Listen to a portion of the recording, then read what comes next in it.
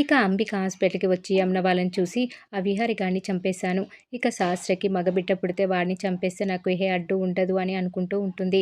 యమున వాళ్ళు ఏడవడం చూసి, "విహారి గాడు చనిపోయి ఉంటాడా? వీళ్ళ ఏడుపుల హడావిడి చూస్తుంటే చనిపోయినట్లే ఉన్నాడు. విహారి చనిపోతే వాడిని తీసుకెళ్లాల్సింది మార్చురికి కదా! ఇక్కడ ఉన్నారేంటి చూద్దామని" యమునకు దగ్గరగా వెళ్తుంది అంబిక. ఇక అంబికని చూసిన యమున ఏడుస్తూ ఉంటుంది. "ఏమైంది వదినా" అని అంబిక అడిగితే, "విహారిని ఎవరో కత్తితో పొడిచారంట అంబిక" అని చారుకేశవ చెప్తాడు. అంబిక ఫ్లాష్ బ్యాక్‌కి వెళ్ళి, ఆ లేడీ విహారిని పొడి చేసి అంబికకు కాల్ చేసి, విహారికి 4 కత్తిపోట్లు పడ్డాయని చెప్పిన విషయం గుర్తు చేసుకొని పైకి మాత్రం, "అలాగా! ఇప్పుడు విహారికి ఏం కాలేదు కదా" అని అడుగుతుంది అంబిక. దానికి చారుకేశవ, "దేవుడి దయ వల్ల ఎవరో అమ్మాయి విహారిని కాపాడి హాస్పిటల్‌లో చేర్పించింది. విహారి ప్రాణాలకు ఏం ప్రమాదం లేదు" అని చెప్తాడు.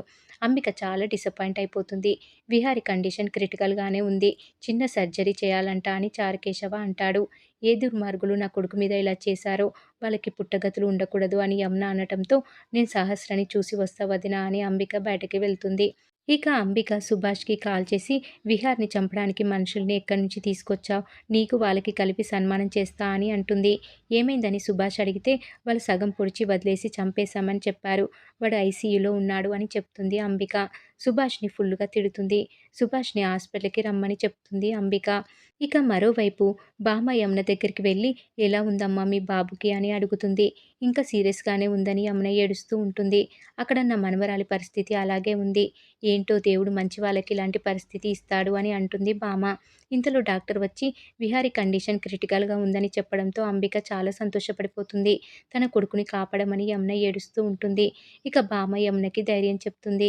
ఇక డాక్టర్ లక్ష్మిని పరీక్షించి తనకి వెంటనే డెలివరీ చేయాలి. ఒంటి మీద ఏం ఉండకూడదు, మొత్తం తీసేయి అని చెప్తుంది. దాంతో నర్సు పూలు, మెట్టెలు, తాళి, రింగు ఇలా అన్నీ తీసి బామ్మకి ఇస్తారు. నా మన్మరాలు ఈ కాలం పిల్ల అయినా పాతకాలం పద్ధతులు పాటిస్తుంది. తన నుంచి ఏం దూరం చేసినా ఆ తాళి తీయొద్దమ్మా. తన నుంచి భర్త దూరమైన ఈ తాళి తన గుండెల మీదే ఉంచి తృప్తి పడుతుంది. దయచేసి ఈ తాళి తన మెడలోనే ఉంచండి అని చెప్తుంది బామ్మ.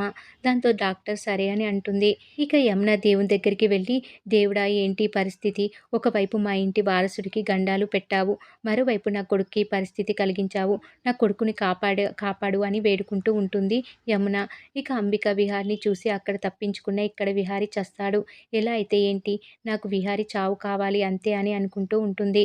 ఇక మరోవైపు బామ్మతోనే డాక్టర్ లక్ష్మి మెడలో తాళి వేయిస్తుంది.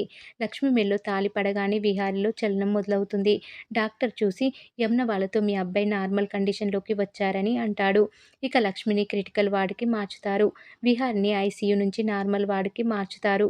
ఇద్దరిని ఒకే టైంలో మార్చడంతో ఒకరి చెయ్యి ఒకరికి తగులుతుంది. ఇక మరోవైపు బావకెలా ఉందో అని సహస్ర టెన్షన్ పడుతూ ఉంటే పద్మాక్షి వచ్చి, "ఏం ప్రాబ్లం లేదు" అని అంటుంది. సహస్ర తల్లితో, "అమ్మ ఒక్కసారి ఎవరికీ కనిపించకుండా బావని చూసి వచ్చేస్తా" అని అంటే, పద్మాక్షి సహస్ర జుట్టు పట్టుకుని లాగి పడేసి, "ఎక్కడికే వెళ్ళేది? నోరు మూసుకొని ఉండు" అని అంటుంది సహస్రని. "ఏంటమ్మా ఇంత కోపం" అని సహస్ర అంటే, "నేను పడే టెన్షన్ నీకేం తెలిసే? ఆ సరోగసీ మదర్ సరిగ్గా డెలివరీ అవ్వాలి. ఆ బిడ్డని నీకు తీసుకొచ్చి ఇవ్వాలి. ఫ్యామిలీ మొత్తం ఇక్కడే ఉన్నారు. ఎలా ఏం చేయాలా అని నేను టెన్షన్ పడుతూ ఉంటే, నువ్వు బావని చూస్తా, బోడిగుండుని చూస్తా అంటే ఎలానే? నువ్వేం మాట్లాడకుండా ఇక్కడే ఉండు" అని చెప్పి పద్మాక్షి వెళ్ళిపోతుంది. ఇక మరోవైపు విహారి జరిగిందంతా గుర్తు చేసుకొని, "లక్ష్మి" అని అరిచి లేస్తాడు. నాకు కనకం కనిపించింది అనుకొని లేస్తాడు. బయటకు వచ్చేసరికి పండు కుర్చీలో పడుకొని ఉంటాడు.